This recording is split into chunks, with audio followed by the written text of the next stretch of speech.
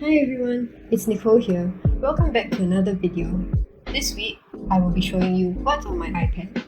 I got this iPad SE about 3 months ago, and I've used it almost daily since then. I mostly use my iPad for note-taking and doing tutorials, but I also watch shows on it sometimes. On the first row of my home screen, I have a few pre-installed Apple apps. These include the Calendar app, which is linked to my Google Calendar so I can keep track of my deadlines and events. The Clock app, on which I mostly use the timer function to limit my study sessions to 50 minutes. And the Photos app. I rarely use the next 3 apps, which are the Camera, Reminders, and Notes apps. On the second row, we have the Files app and the Mail app, which is linked to my school email account as well as my Gmail account. As you can see, I have a lot of unread emails. Next, I have the Gmail app installed, as well as Google Calendar.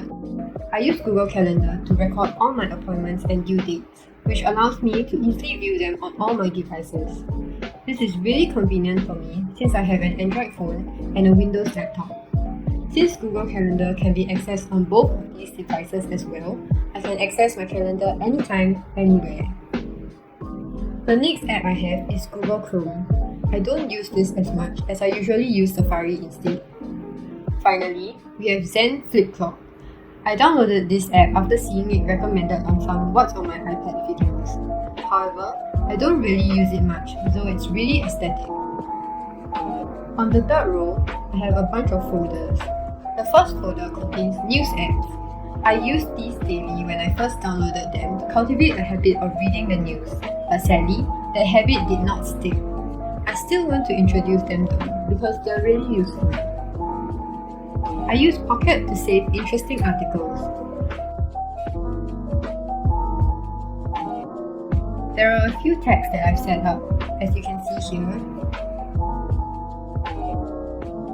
The second app is Feedly. This app compiles articles from different sources into one feed.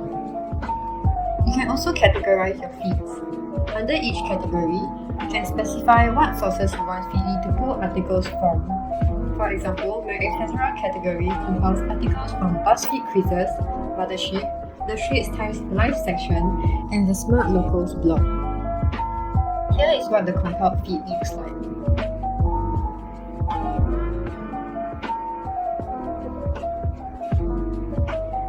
If I want to save an article to Pocket, I can easily do so via the share function. The next folder is what I call the school/learning folder. In it, I firstly have Adobe Acrobat. I use this to do readings since I can open PDFs directly from Dropbox, which is where I store all my school documents. The edits autosave and sync as well, so I can instantly access the edited documents on my other devices. Next, I have OneNote, which I use to do tutorials. I like that I can view my tutorials on any device with OneNote. I type some of my tutorials and handwrite others, so I like being able to access them both on my laptop and iPad. The next app I have in here is Google Drive. I don't really use Drive for school-related things, since Dropbox is the primary cloud storage service I use for school. However, tutors will sometimes share their presentations and notes via Google Drive, so I can easily access those if needed. I also use Google Drive to store the printables that I make and share with you guys. I will link this folder down below, so feel free to check out my printables after you're done watching this video. Lastly, I have the Coursera app installed. The app can be used to view lecture content and videos, but I prefer using the Coursera website on my laptop as it is easier to navigate.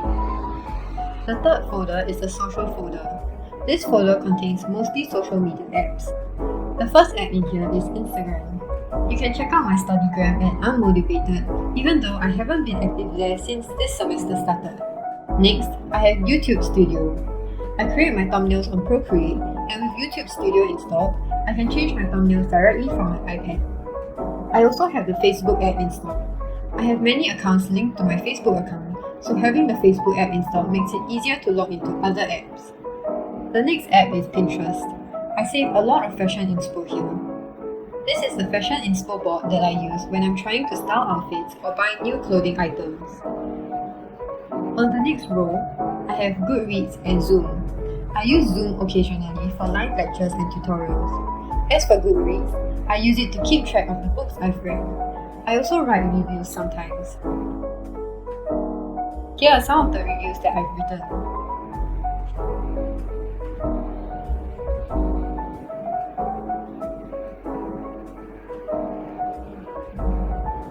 The next folder on my home screen contains online shopping apps. I downloaded these before 11/11 because I wanted to treat myself and buy some new stuff. Since then, I haven't used these apps much though, so I'll probably delete them soon. The last folder contains random apps.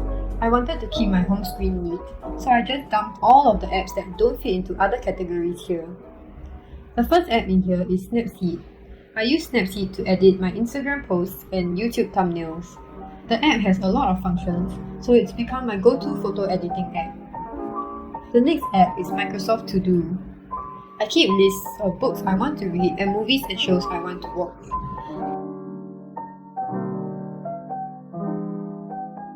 I also have a 2020 bucket list of songs.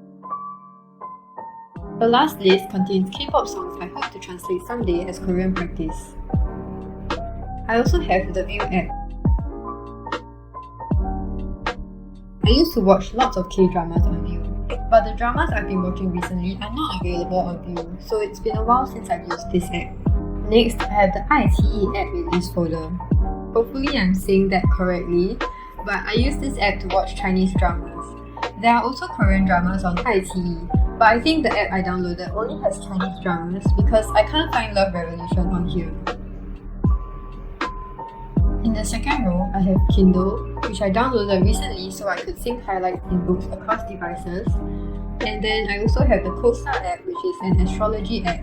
I downloaded this for fun after hearing about the interesting notifications it sends you daily. However, my app is sort of glitchy, so it doesn't send me notifications every day. It only sends me notifications on some days. For today, it didn't actually send me any notifications, so I can't show you. Next, I have Habit, which helps me with habit tracking.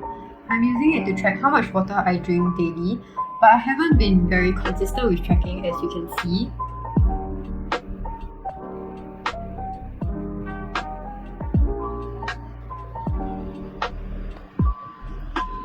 The next app I have in here is Happy Pet Story. I haven't been playing much because I've been busy studying for exams, but it's a really relaxing game that I play whenever I'm stressed. Let me know if you have any games to recommend because I love to try some new ones. The last app in this folder is the Widgets app. This app can be used to create home screen widgets. I'll show you the widget I made later. On the second page, I just have a bunch of pre-installed apps. I'll introduce the apps on my dock next. These are my most used apps, so I wanted them to always be accessible. First, I have Safari on here, which is the default browser I use for my iPad. I was recently trying to design some calendars, so these are just some inspirations that I googled.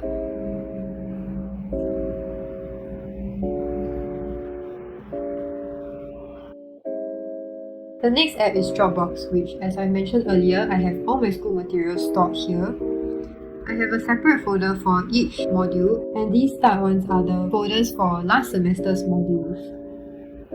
I have all my lecture slides as well as labs and tutorials stored in these folders. Next, I have Spotify and YouTube. I'm always watching videos on YouTube in between study sessions. As for Spotify, it is the main app I use to listen to music. I have a bunch of playlists created, and this is the playlist I listen to the most.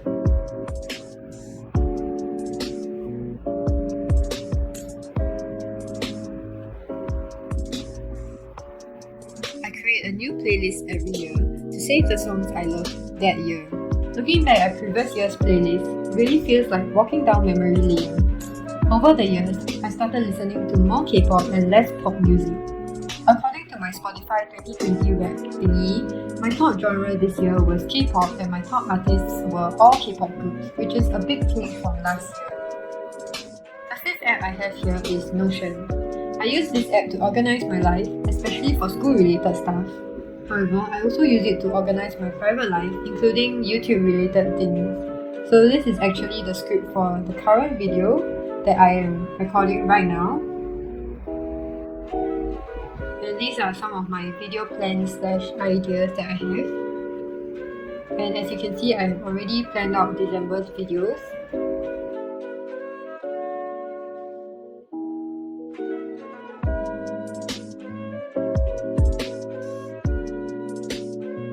As for school-related stuff, this is a calendar of all my due dates for the past semester.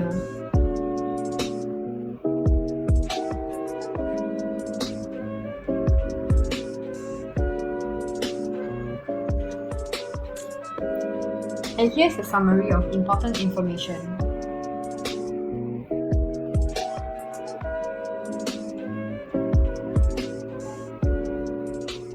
The next app here is GoodNotes 5. I use GoodNotes to write a ton of notes. I've also been using it to plan my time. This is my attempt at a November digital bullet journal. And here's my reading week plan.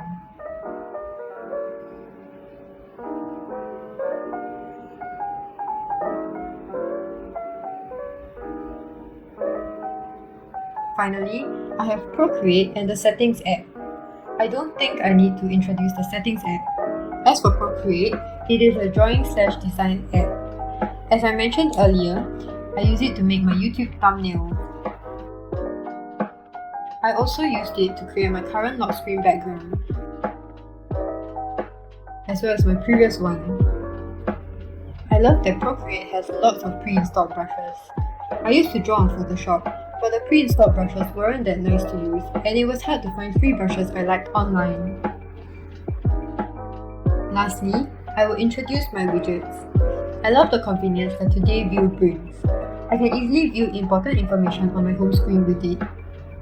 The first widget I have here is also the most important one, and that is the battery widget. It allows me to check the battery levels of my Apple Pencil and AirPods, so I know when I need to charge them. Next is the widget I created using Widgetsmith. It's really simple, and the text reads, 加油，你可以的, which translates to, keep going, you've got this. I created this when I was feeling really unmotivated last semester. Seeing this when I turn on my iPad makes me feel more encouraged and gives me the energy to keep studying hard. Below that, I have a widget stack. To be honest, I don't really use this stack much, other than the topmost widget. The first widget in the stack is this calendar widget. I don't have any events today, but if I did, it would show up here. The next widget is Spotify. It shows the 5 most recently played playlists, and when you tap on any of them, that playlist is open. Lastly, I have the weather widget. As you can see, it is mostly cloudy today and currently 31 degrees Celsius. Next, I have the habit widget.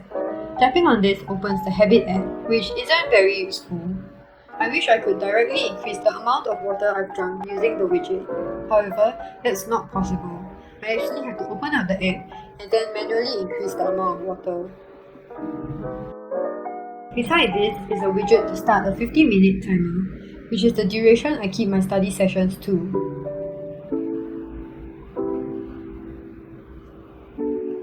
The next widget contains the folders I start in Dropbox. These are the folders I needed to access frequently for the recent semester.